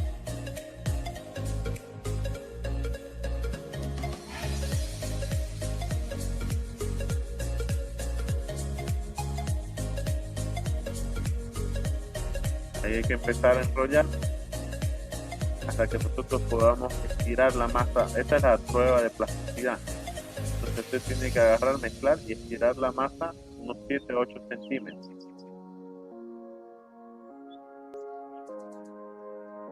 Generalmente yo lo hago estirar hasta el dedo la distancia entre el dedo meñique y el dedo pulgar.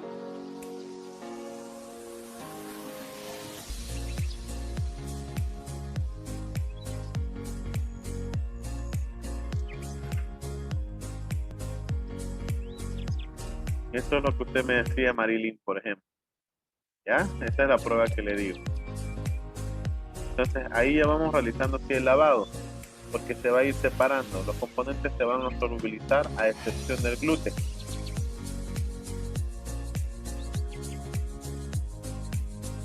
Entonces va a haber un cambio de color, lo van a notar.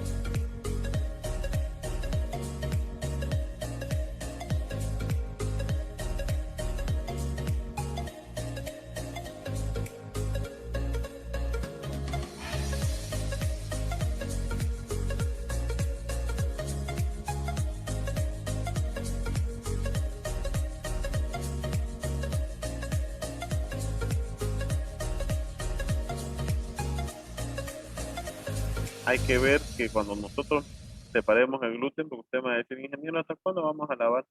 Se debe lavar hasta que ustedes vean que ya no tengan almidón en la masa que han preparado. Entonces, ¿cómo van a determinar la presencia de almidón? Con la prueba de yodo. ¿Ven? Miren. Ahí se van a dar cuenta si el almidón ya está saliendo. Cambió de color, ¿cierto? Negrito, azul. ¿Ven? Quiere decir que ya ha salido el almidón.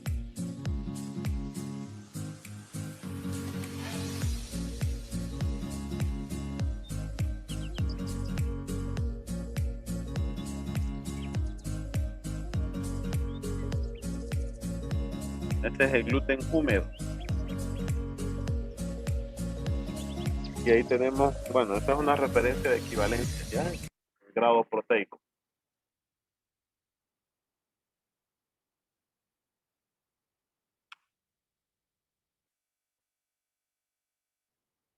Bueno, ¿alguna consulta que tengan?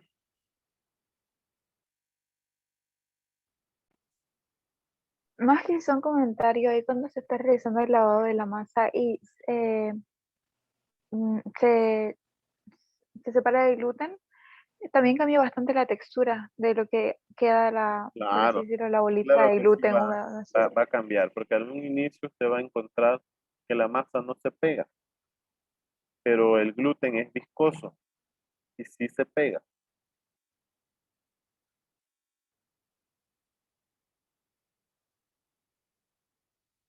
Otra consultita.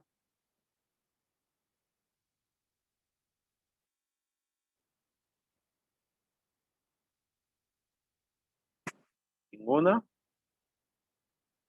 ¿O han entendido o no han entendido nada o solamente estoy con los que están en pantalla? Los demás deben estar por Mire, ahí cenando, mire, yo comiendo. tengo, yo A ver, tengo la, la clasificación de la harina, una harina de la cero, que es la más dura, ¿eh?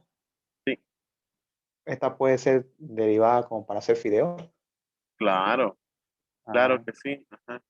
Lo que pasa es que ahí mm, necesitamos una textura más fuerte, ¿no? De la masa, porque se va a hacer un ujú, laminado. Y luego hacemos el secado y no tiene que haber tampoco agrietamiento. Entonces, varía, porque los subproductos de la harina, ¿qué son? Son las chichas, por ejemplo, son los panes, son las galletas, son los, los horneados, son los fideos, las pastas, porque hay un tema muy delicado en el tema de proteínas. Cuando la pasta, por ejemplo, tiene mucha proteína, se quebrajea. O también evitar mm, que los fideos se peguen, ¿cierto? Porque un fideo bien elaborado, al momento en que usted lo pone en cocción, porque usted prepara su agüita, ¿cierto? Hace calentar. ujú, Luego le echa un poco de aceite, ¿no ve? Y luego sí, sobre eso se echan los fideos. Pero los fideos no se tienen por qué pegar. Entonces, se pegan. Y los fideos tampoco se tienen que romper. Acá estamos muy mal acostumbrados, ¿no? Comemos los tallarines con tenedor, no se come el fideo, los tallarines con tenedor, se comen con cuchara, porque la idea es que el fideo no se rompa. Yo a veces veo personas que comen su tallarín y empiezan a picarlo así chiquitín, no, tampoco, tampoco se come así. ¿No? Las pastas, los tallarines, los fettuccini se comen sí o sí con cucharita. ¿Por qué? Porque lo que se tiene que apreciar es que la longitud y la textura del fideo no se pegue ni se quebre. ¿Ok? Entonces, ahí hay mucha importancia sobre el tema de la cantidad, tanto de proteína como la cantidad de almidón.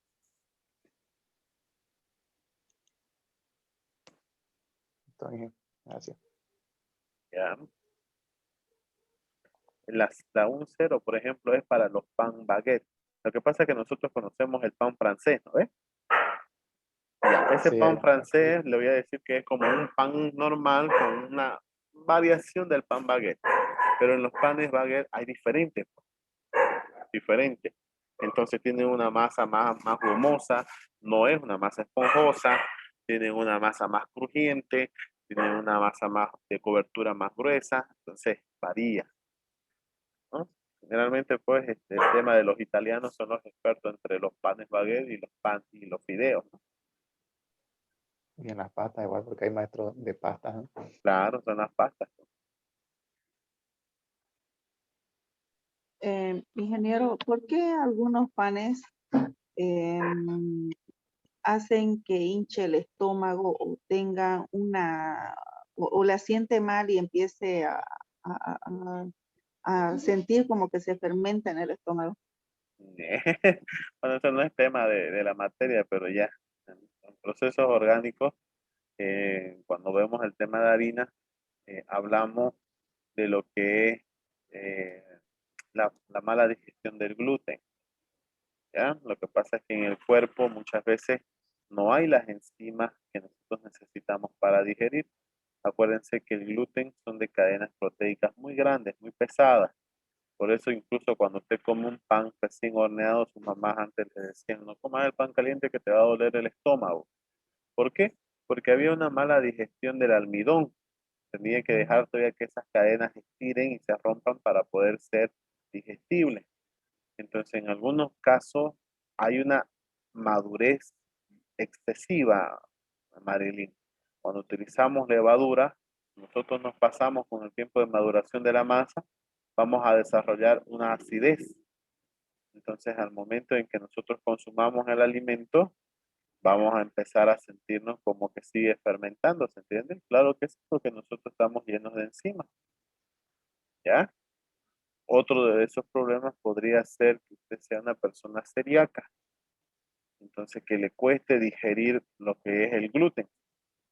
Entonces, ese gluten, como va a seguir en su estomaguito, usted va a empezar a fermentarlo por las enzimas del estómago, ¿cierto? Todo necesita enzimas. Cuando comemos carne, hay enzimas en nuestro cuerpo llamadas proteasas, que son las proteasas las que van a ir rompiendo los enlaces de los tejidos cárnicos para poderlos digerir.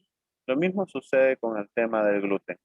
Por eso algunas personas no, la palabra correcta no es que sean intolerantes al gluten, sino que son celíacos.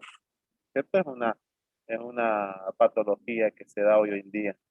Por eso muchos consumen el tema de harina sin gluten. El otro tema es que usted haya cambiado su dieta.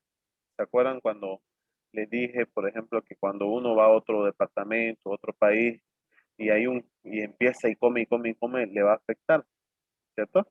Porque nuestro cuerpo no está organizado, no está acostumbrado a esa dieta. Entonces, si usted, Marilyn, por ejemplo, deja de consumir carbohidratos, deja de consumir arrocito, deja de consumir mucho pan, cuando lo vuelva a consumir de golpe va a sentir como una acidez entre su garganta y su tórax, como si tuviera las ganas de devolverlo.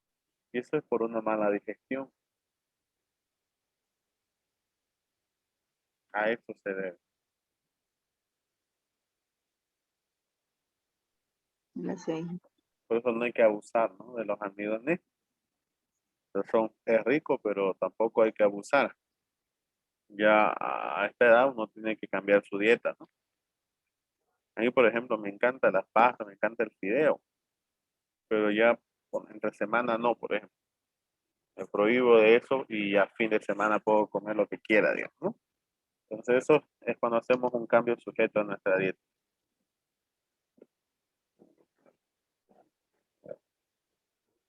¿Alguna consultita más que tengan?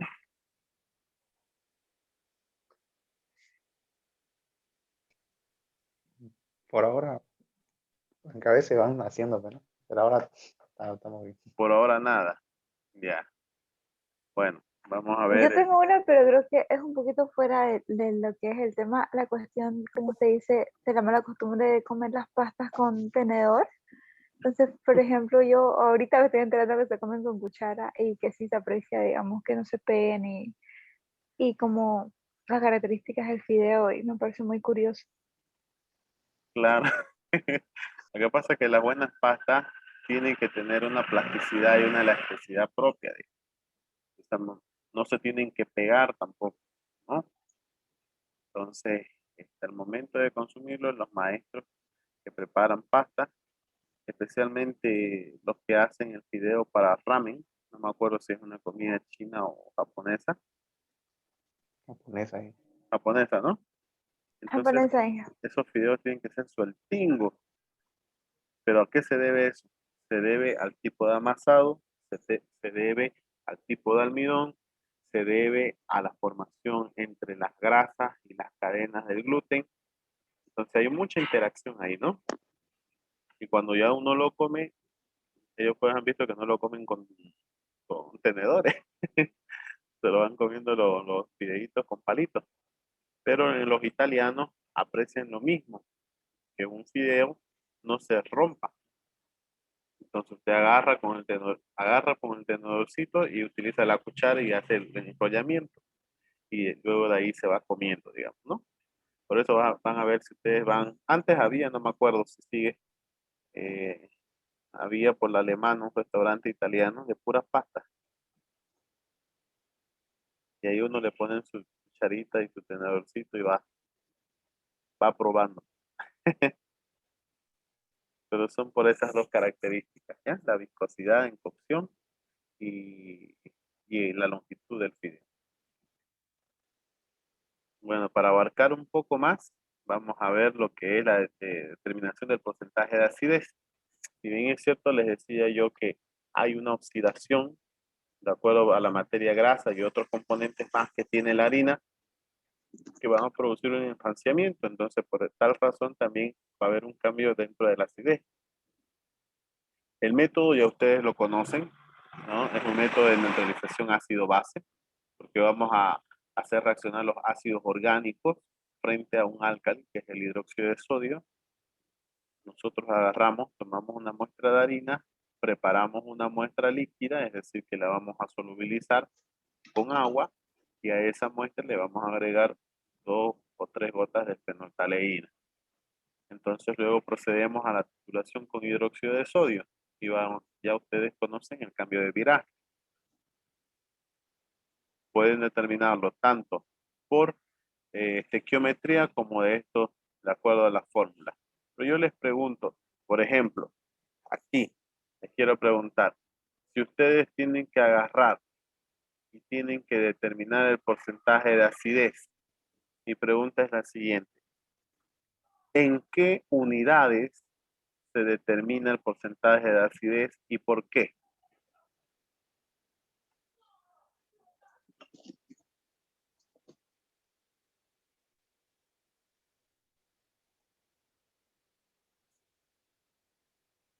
¿Mm?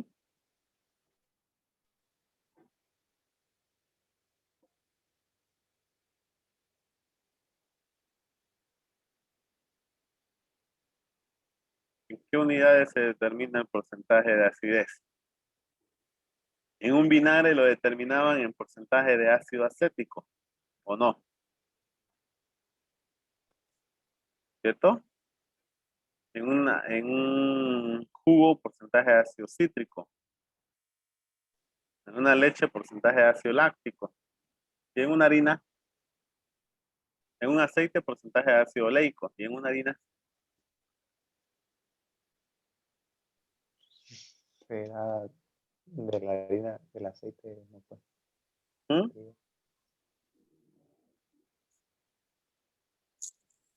Miren que estoy generoso, lo eximo de su examen bimestral, aunque me diga. Pero tiene que decirme por qué. Tiene que fundamentarme el por qué. Porque por ahí ahorita utilizan los que no tienen pantalla activa, se ponen a buscar en internet. Aunque no creo que hablen, se han estado mudo toda la clase. Pero, a ver, ¿en qué determinarían y por qué? Quiero que me digan la condición bioquímica.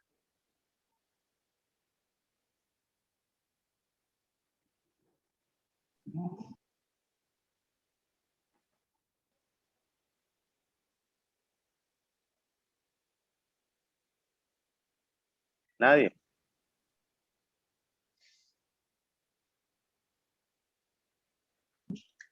Ácido láctico no es, ¿qué? Por la ¿Pero proteína. por qué? Ya ustedes son antiguos y saben la respuesta, pero díganme por qué, la condición bioquímica.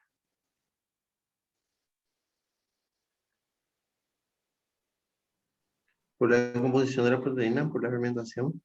Las proteínas fermentan, Se descomponen. O sea, todo se descompone. Los azúcares se descomponen, las grasas se descomponen, las proteínas se descomponen.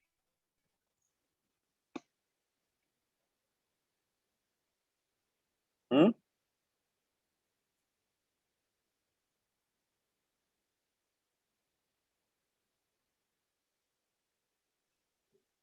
¿Nadie? Ya les dio una pauta Almada, pero no Porque nadie. su origen son de los cereales. Pucha, hijo, vos estás perdidazo. Obvio, porque estamos hablando de cereales. Vamos a decir porque su origen de los cereales. Este está perdido, ¿no? Bioquímicamente estoy diciendo, no dije de acuerdo a su naturaleza.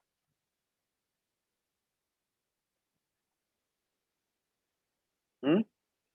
Se expresa en porcentaje de ácido láctico. ¿Por qué? Porque la mayoría de los componentes de un cereal tienen lactosa y glucosa. La glucosa sufre una fermentación aeróbica, entonces se transforma en lactosa, ya, en la galactosa, perdón, en la galactosa. Entonces, la galactosa con las cadenas de almidón que tiene, galactosa y glucosa, ¿qué forma? Lactosa. Lactosa. Y si hay una oxidación, ¿en qué se oxida la lactosa? Ácido láctico. En ácido láctico. Entonces, por eso, esa era la respuesta. ¿No? Estaba correcto, Almada, es ácido láctico. ¿Pero por qué? En ese- ¿Por qué? Porque los cereales tienen en un porcentaje galactosa.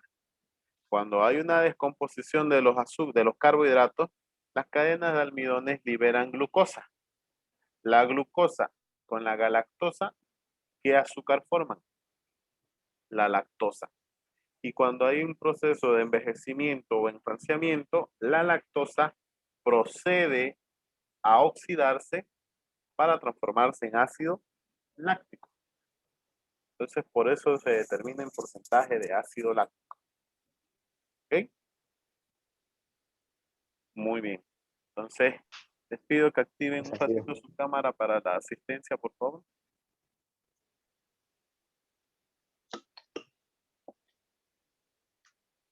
Bien, ya ahorita sí ya se conectan todos. ¿Y qué es que han estado mudos todas las clases?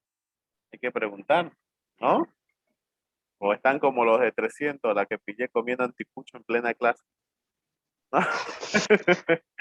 Bueno, ya. Y no Nos invitaba. vemos, nos vemos el día miércoles, ¿ok? Con la materia de Listo, Inge. procesos orgánicos. Fanny y Fabiana, por favor, se preparan para su exposición, ¿ya? El día miércoles. Entonces ya hemos terminado el tema de, corríjanme a ver si me equivoco, azúcar de caña, azúcar de remolacha. Sí. Ya avanzamos eso completamente. Hemos hablado de la producción del ron. Sí. Sí. Hubo unos videos. ¿no? Ah, pero no fue muy pele, ¿no? La exposición. Más o menos. No, Teníamos que detallarlo un poquito más, quizá. todo, creo, todo. Ujú, ya, yo voy a hablar del ron, entonces sus compañeras van a hablar, nos tocaría el siguiente tema ya, ¿no? Bueno, ya con eso entonces me guío para la siguiente clase, ¿ya? Voy a revisar y les voy a estar enviando el material esta semana para que le tiren una leidita. Entonces vámonos preparando porque ya nos tocaría prepararnos para un bimestral, ¿no? Y el bimestral es de todo. Hay algunos que se están faltando mucho, por favor. Esta vez no los voy a dejar de dar examen, tanto en AAO como en PQO. ¿Ya? Me están reviviendo. Acá no es a probar suerte, ¿ya? Es a estudiar. Aprovechen este feriado. Entonces hay el feriado del 1 de mayo y hay que empezar a trabajar, pero estudiando. ¿No? Aprovechen ese tiempo. Les voy a mandar el cuadernillo de actividades, ¿ok? Yo creo que se los mando hasta el miércoles porque me voy a poner a hacer de las 2 materias. Y el día jueves nuestra clase va a ser virtual y les voy a enseñar el tema de costo por producto para que determinen el precio de su producto y así ya tengan completo un poco lo que es su proyecto y con eso terminaríamos el proyecto y tendríamos todo listo, ¿no? La pauta operativa, los cuadros estadísticos, hacer las correcciones de las conclusiones y diagnósticos que hemos visto, determinación de precio y de ahí se dedicarían solo a la selección de envase, etiqueta, logo, presentación.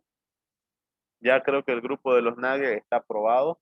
Solamente faltaría su última pruebita, que es el tema del olor que me interesaba. Y de ahí no es más. Ya están listos para defender. El tema de la mermelada, había un cambio, ¿no? En su fórmula, que era la textura que no me agradaba mucho. El color sí, estaba demasiado dulce, había que cambiar ahí. El tema de los chorizos estaba bien, el sabor, el aroma, el calibre de la tripa. Lo que no me gustaba era la textura. Necesitaban emulsificar, ¿cierto? Es lo único que tienen que corregir. En el tema de los helados o las paletas de licor, tenían que definir ya, ¿no? ¿Qué es lo que iban a hacer? Si iban a hacer helado de crema o iban a hacer paletas, tenían que corregir eso en su estadística y definir qué es lo que van a hacer. Entonces, el helado que me presentaron tenía mucho ron, había que disminuirle y no les pude dar mucha pauta porque solamente me han mostrado una fórmula, ¿no? Entonces ya los otros grupos me han mostrado un poco más de fórmula, ¿ya? Y con eso ya estaríamos listos con los proyectos. Muy bien, jóvenes, los dejo, que tengan buenas noches y nos vemos el día miércoles, ¿ya? Hasta luego. Hasta Lo luego. dije. Chao a todos. Bueno. Hasta luego, Inge. Hasta luego, hasta luego.